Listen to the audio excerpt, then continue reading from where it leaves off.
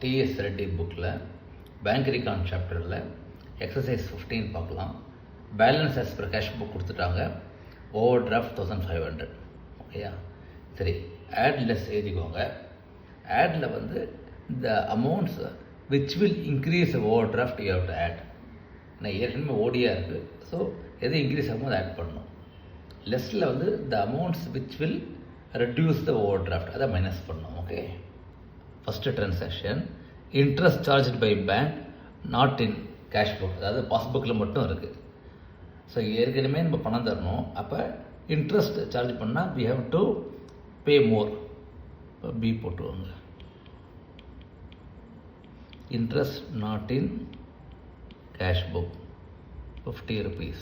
Okay, அடுத்தது cheques paid into bank only 1875 clear. அப்படின்னா நீங்கள் டெபாசிட் பண்ணீங்க 2500, அதில் கம்மியாக வந்துருக்கு கிரெடிட். ஸோ நீங்கள் ஓவர் டிராஃப்டை லெஸ் பண்ணியிருப்பீங்க. அப்போ we have to add back. So D போட்டுவாங்க. Cheques deposited not in passbook, அப்போ அதை ஆட் பேக் பண்ணிடணும் 625 rupees. அடுத்தது 2 செக் இஷ்யூ பண்ணியிருக்கு. அதில் ஒரு செக் மாத்திரம்தான் ப்ரெசண்ட்டாக இருக்குது. ஸோ செக் இஷ்யூ பண்ணால் ஓடி இன்க்ரீஸ் பண்ணியிருப்பீங்க, கரெக்டாக? இப்போ அது வராதனால you have to reduce it. Okay, so E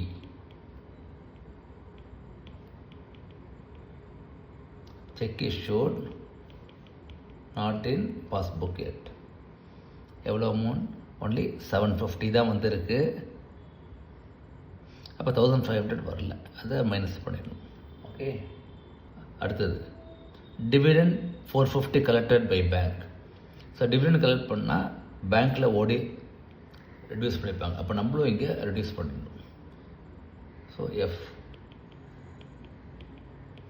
dividend credited by bank not in cash book 450. okay, one more entry. C, bank charges not in cash book. So bank charges பண்ணால் பாஸ்புக்கில் ஓடி increase பண்ணியிருப்பாங்க. இப்போ நம்மளும் இங்கே cash புக்கில் increase பண்ணிடணும். ஓகேயா? So total பண்ணிங்கன்னா 2187.5 வரும். ஓகே, அதுக்கப்புறம் less 1950, so you will get 237.5. so since this is in OD balance as per cash book is passbook is also overdraft 237.5. okay, yeah. So இது exercise 15 இது போட்டு பாருங்க. Thank you.